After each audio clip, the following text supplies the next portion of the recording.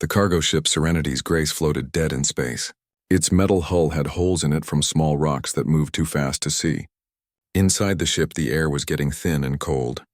Captain Zalara pressed her blue hand against the control panel and sent out another cry for help. "This is Captain Zalara of the trading vessel Serenity's Grace," she said into the radio. Her voice was tired. She had been saying the same words for 3 days now. "We have 847 people on board. Our ship is broken. We need help. Please, someone help us." Zalara was from a race called the Vithani. They looked like tall humans but had blue skin and big eyes. They were traders and merchants who moved goods between different planets. They never fought wars or caused trouble. They just wanted to buy and sell things and take care of their families. The ship was full of Vithani families coming home from the outer edge of the galaxy. There were children who played in the hallways before the ship broke down. There were old people who told stories about the early days of space travel. There were mothers and fathers who worked hard to give their kids a better life. Now they were all trapped in a dying ship. The Serenity's Grace had been hit by a shower of tiny rocks while traveling between stars. The rocks were so small that most ships could handle them. But this old cargo ship was not built for such things. The rocks punched through the hull like bullets. Air started leaking out. The engine stopped working. The power was failing bit by bit. Captain Zalara had done everything she could. Her crew sealed the worst holes with metal patches and foam. They turned off all the lights they did not need. They rationed the food and water. But it was not enough. The ship was still dying, and everyone on it would die too. 2 days away, the warships of the Corvan hegemony moved through space like hunting sharks. The Corvans were nothing like the peaceful Vithani. They were tall and thin, with 6 eyes and hard shells like insects. They believed they were better than everyone else in the galaxy. They took what they wanted and did not care who got hurt. Commander Thek stood on the bridge of his warship Dominion Blade. His 6 eyes looked at the screens that showed nearby space. One of his officers pointed to a signal on the display. "Commander, we are picking up a distress call," the officer said. His voice made clicking sounds like all Corvans. "It is coming from a Vithani cargo ship." Thex looked at the signal with cold eyes. He could see that the ship was full of civilians. He could see that they were dying. He did not care. "What kind of cargo are they carrying?" Thex asked. The officer checked his computer. "Basic trade goods, sir. Food, cloth, simple tools. Nothing valuable." Thex made a sound like laughing, but meaner. "Then they are not worth our time. Let them die. We have more important things to do." The Corvan fleet had 12 ships, each one built for war. They had plasma weapons that could melt through thick metal. They had shields that could stop most attacks. They had been taking over planet after planet for the last 50 years. Most races just gave up when they saw Corvan ships coming, but the Corvans were not the only ones listening to the distress call. Far away on the edge of the galaxy was a small yellow star. Around that star was a blue and green planet covered in water and clouds. Most aliens thought this planet was too dangerous to live on. The gravity was too strong. The weather was too wild. The life forms were too aggressive. They called it a death world.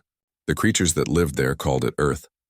On Earth, in an underground base buried deep under a mountain, computers listened to signals from space. These computers heard everything that happened in nearby star systems.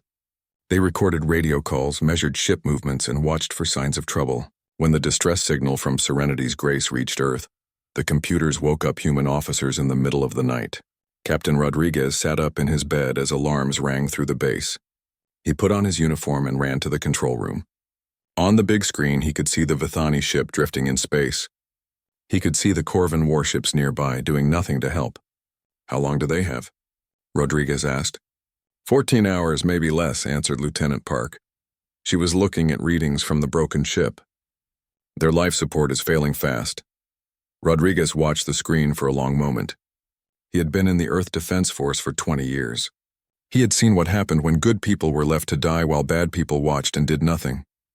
"Send a message to Fleet Command," he said. "Tell them we have a situation."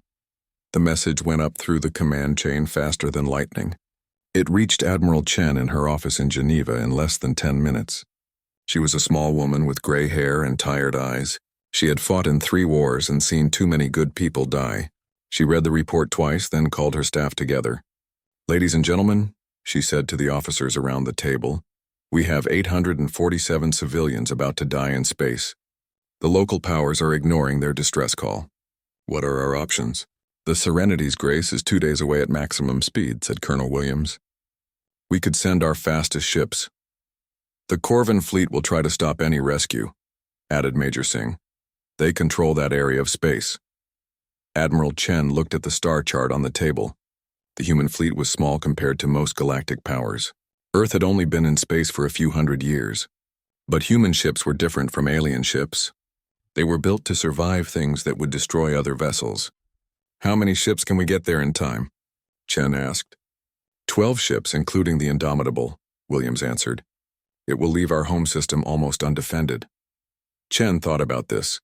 Earth had always been careful not to attract attention from the big galactic powers. Humans were still new to space travel. Most aliens did not even know Earth existed. But 847 innocent people were about to die. Prepare the fleet, Chen ordered. We leave in 6 hours. Meanwhile, on the Serenity's grace, Captain Zalara sent out another distress call. Her voice was weaker now. The air was getting thinner. Some of the children had stopped playing. The old people were having trouble breathing. Please, she whispered into the radio. If anyone can hear this, we need help. We are just traders. We have children on board. Please don't let us die out here. Her words traveled through space at the speed of light. They reached dozens of ships and listening posts. Most ignored them. The Corvin ships heard them and laughed. But on Earth, Admiral Chen heard every word. She stood in the launching bay and watched her ships power up their engines. The Indomitable was the biggest and strongest. It was ugly compared to alien ships with thick armor and big guns, but it had never lost a battle. All ships, this is Admiral Chen, she said over the radio. We are going to save those people. I don't care how many Corvin ships get in our way. We will bring them home. The human fleet jumped into hyperspace, racing toward a dying ship and 847 people who had almost given up hope. In space, no one could hear them scream. But humans were coming anyway. Admiral Sarah Chen stood in the command center deep under the Swiss mountains. The room was full of screens and blinking lights. Officers worked at computer stations, tracking ships and signals from across the galaxy. The air smelled like coffee and electronics. Chen had been born on Earth during the early days of space exploration. She remembered when humans first left their solar system and met alien races. Most aliens had been polite but distant. They treated humans like children who had just learned to walk. Some aliens were friendly. Others, like the Corvins, saw humans as weak creatures from a backwater planet. Show me the distress signal again, Chen said to Commander Singh. Singh pressed some buttons and Captain Zalara's voice filled the room. The Vithani woman sounded scared and tired. In the background, they could hear children crying and adults trying to stay calm. The signal has been broadcasting for 72 hours, Singh reported. Every ship in that sector can hear it. The Corvins are the closest, but they refuse to help. Chen looked at the star map on the big screen. The Serenity's grace was shown as a small red dot, alone in the darkness between stars. Nearby, 12 blue dots marked the Corvin war fleet. They were close enough to help, but they were not moving. What do we know about the Corvin commander? Chen asked. Lieutenant Park looked up from her computer. Commander Thex has been in charge of the 47th Attack Squadron for 8 years. He has destroyed 47 civilian vessels and conquered 12 colony worlds. He likes to make examples of people who resist Corvin rule. Chen nodded grimly. She had read reports about Corvin tactics. They did not just conquer planets.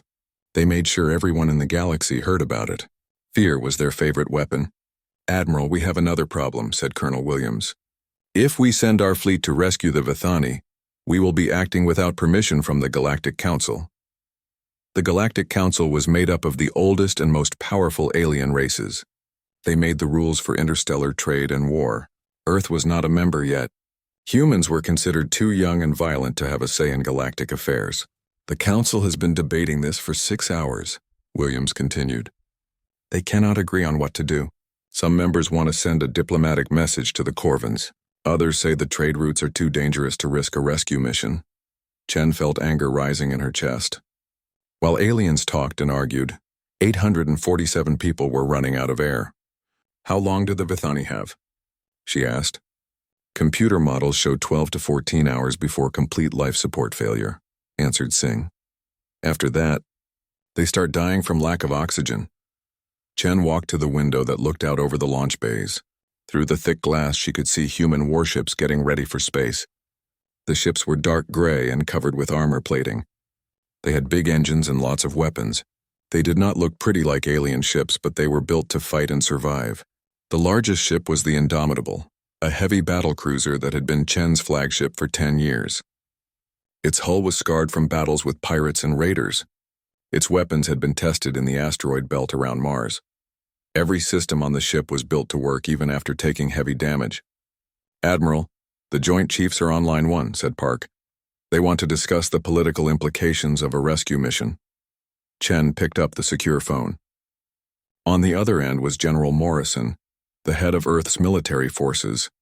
"Sarah, you know I support your decision," Morrison said. "But we need to think about the bigger picture. If we anger the Corvins, they might attack Earth directly." "With respect, sir," Chen replied, "the Corvins already think we are weak. Every time we back down, they get bolder. Maybe it is time to show them what humans are really made of." "The President wants to avoid an interstellar incident," Morrison said. "He is worried about starting a war we cannot win." Chen looked at the star map again. The red dot representing the Serenity's grace seemed to pulse like a heartbeat.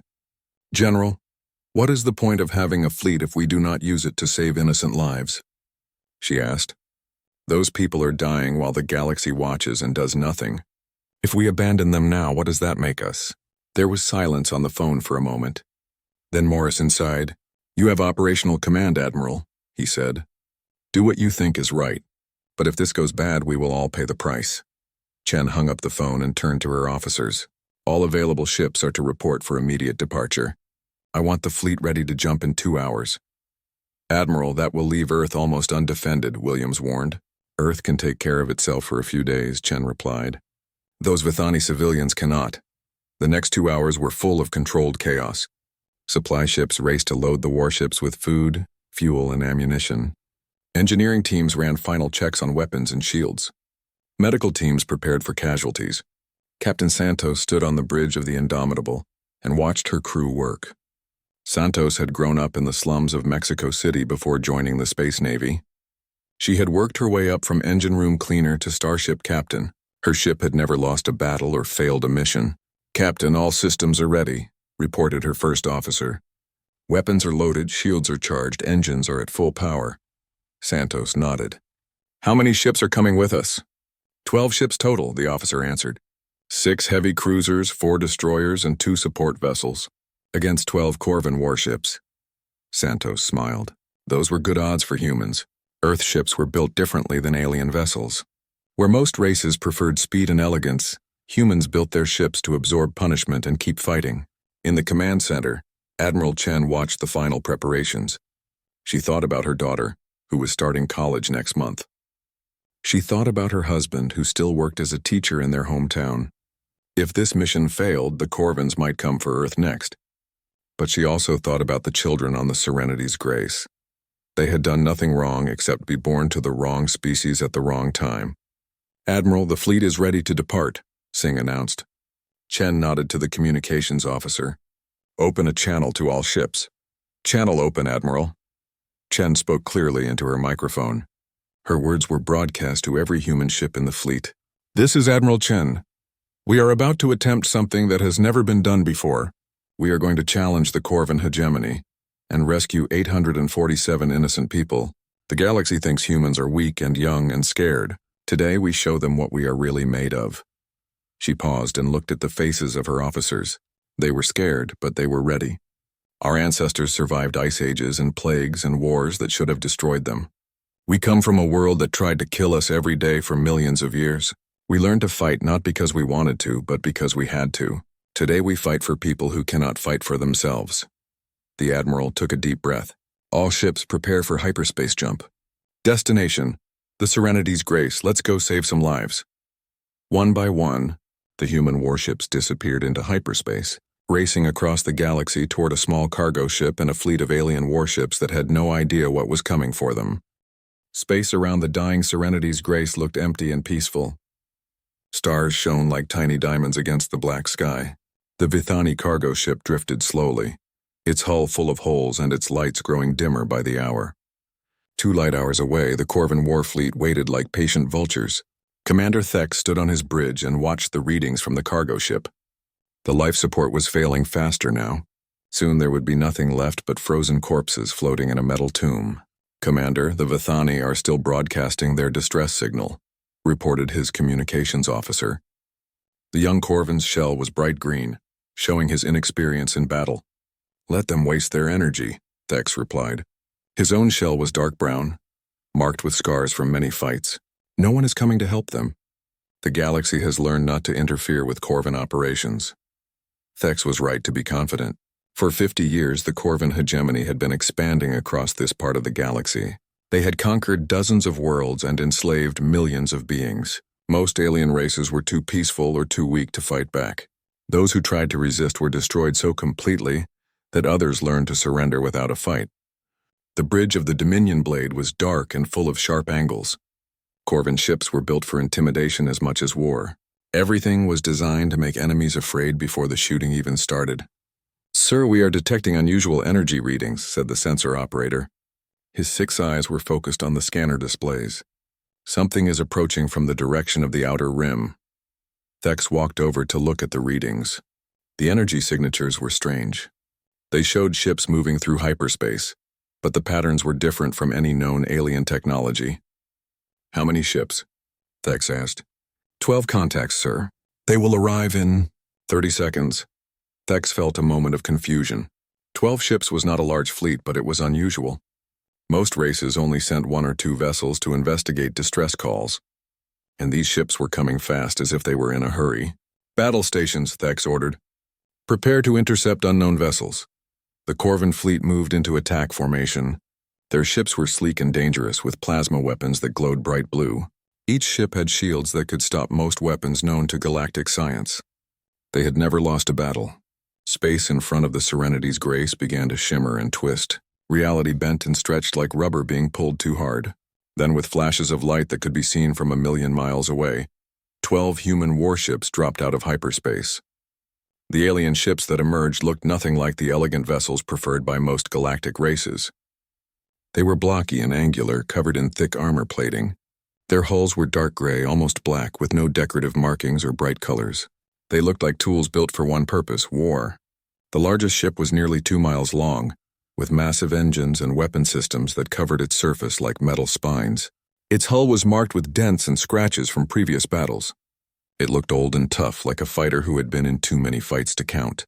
On the bridge of the Indomitable, Admiral Chen studied the tactical display. The Corvin ships were arranged in a classic attack formation, just like their military manuals said they should be.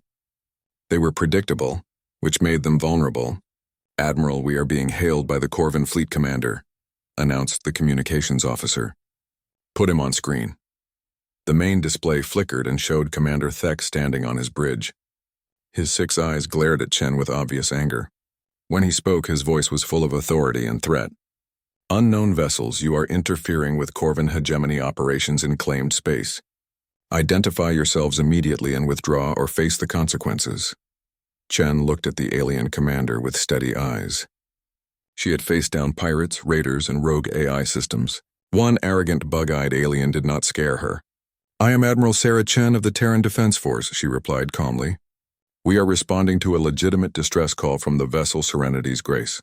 Stand down your weapons and allow humanitarian operations to proceed." Thex made a sound like an angry insect. "Terran, I have never heard of this race. You will withdraw immediately or be destroyed." "We are from the Sol system," Chen continued, "and we do not withdraw from people who need help." On the Corvin bridge, the sensor operator was studying the human ships with growing confusion.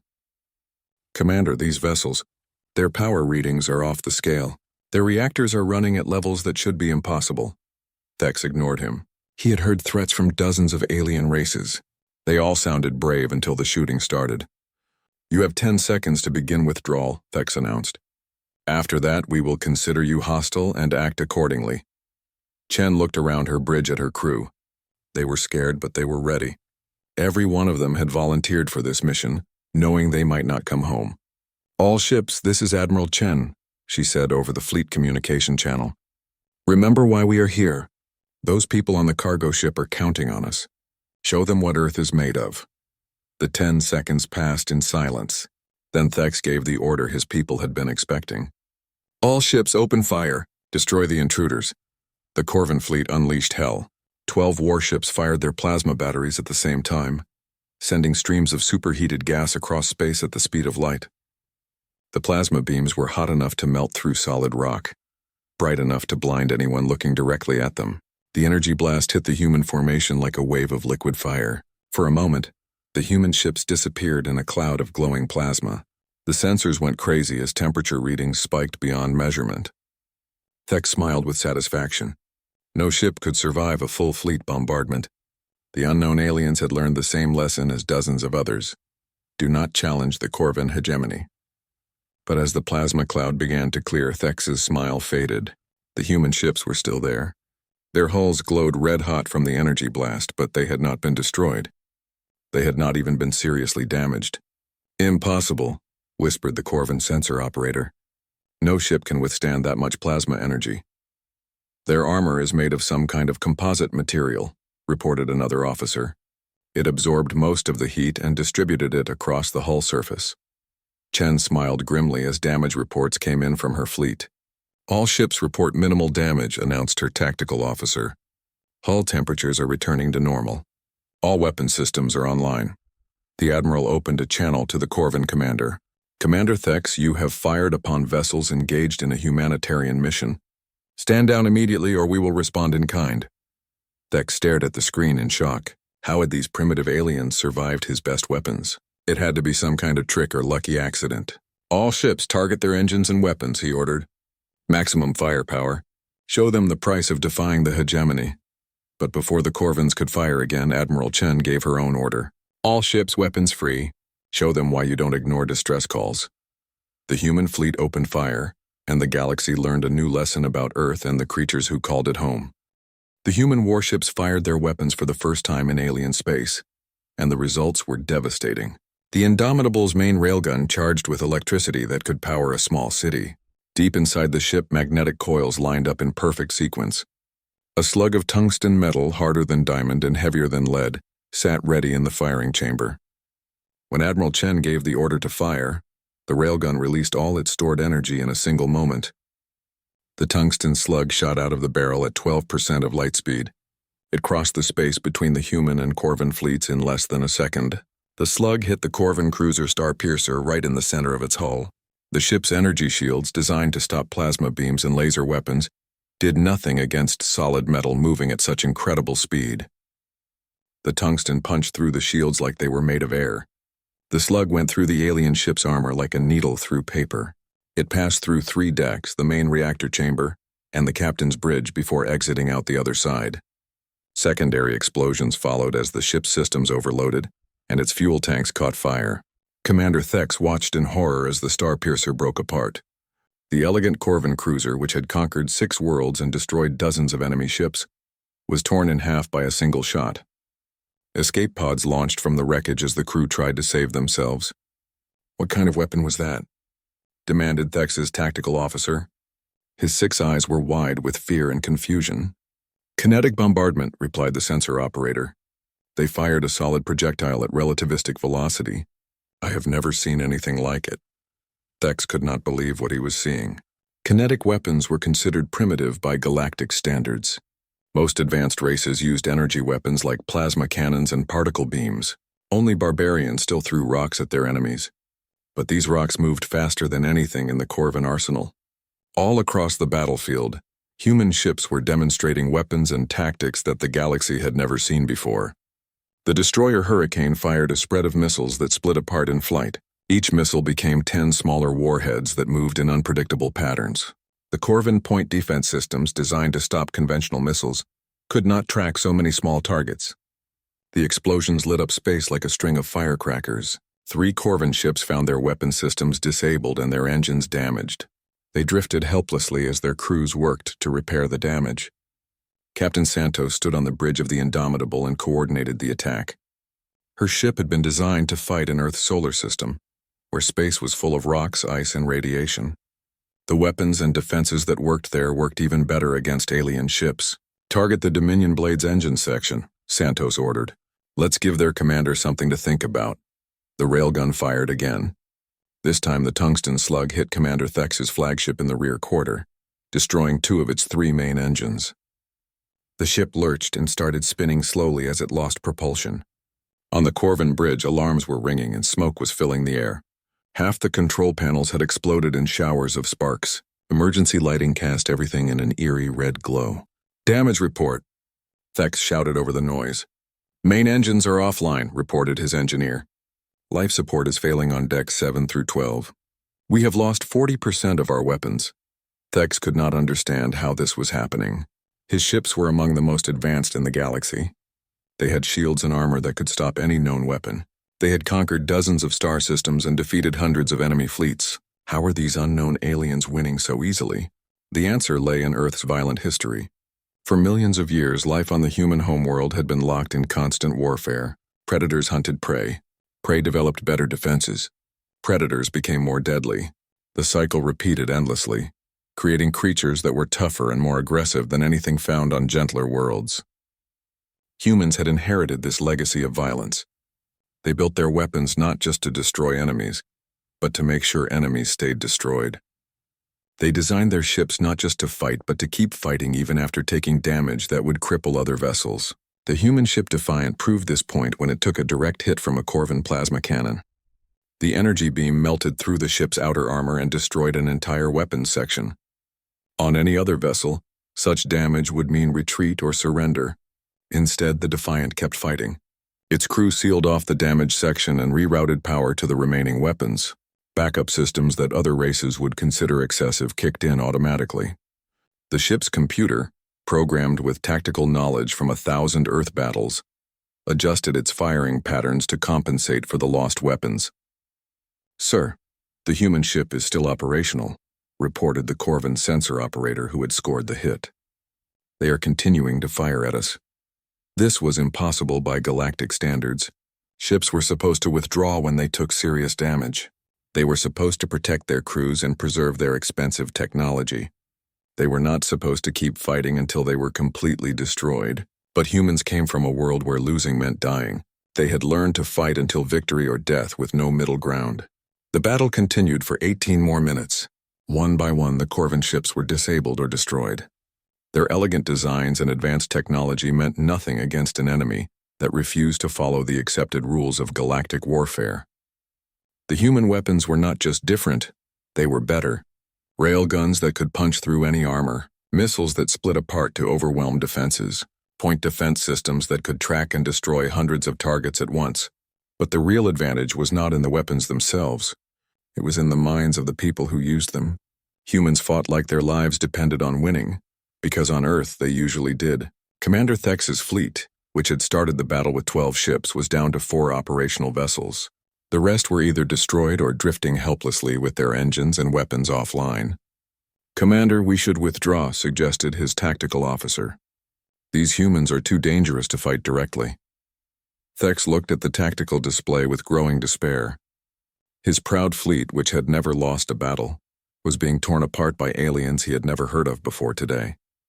"Send a withdrawal order to all remaining ships," he said quietly. "We will retreat to the hegemony border and report this incident." But Admiral Chen had other plans. She opened a communication channel to the fleeing Corvin ships. "Corvin vessels, this is Admiral Chen. You will stop your engines and prepare to be boarded. Any ship that attempts to leave this system will be considered hostile and destroyed." Thex realized with growing horror that the humans were not going to let him retreat. In all his years of conquest, no enemy had ever dared to capture Corvin prisoners. Most aliens were too frightened of hegemony revenge to risk such a bold move. These humans seemed to have no fear at all. The last phase of the battle was not really a battle at all. It was more like a cleanup operation. The remaining Corvin ships, outnumbered and outgunned, had no choice but to surrender. Their crews were taken prisoner by human marines who boarded their vessels with weapons drawn and determination in their eyes. As the fighting ended, Admiral Chen turned her attention to the original reason for this mission. The Serenity's Grace was still drifting in space, its Vithani crew and passengers running out of time. "All rescue ships proceed to the cargo vessel," Chen ordered. "Let's save some lives." The galaxy had just witnessed something that would change interstellar politics forever. A small fleet of unknown humans had defeated a major Corvan battle group in less than 30 minutes. The age of easy conquest was over. Earth had announced its presence in the galaxy, and the message was clear: mess with innocent people at your own risk. Captain Zalara could not believe her eyes when she saw the human rescue ships approaching the Serenity's grace. For the past 4 days, she had watched her ship slowly die around her. The air had grown thin and stale. The lights had dimmed to almost nothing. Some of the older passengers had already started having trouble breathing. She had sent out distress calls until her voice was hoarse. She had watched the Corvan warships ignore her pleas for help. She had prepared herself and her crew for the worst kind of death: slow suffocation in the cold darkness of space. Then these strange new ships had appeared out of nowhere and fought the Corvans like they were nothing more than annoying insects. "This is the human vessel Mercy's Dawn," came a voice over the radio.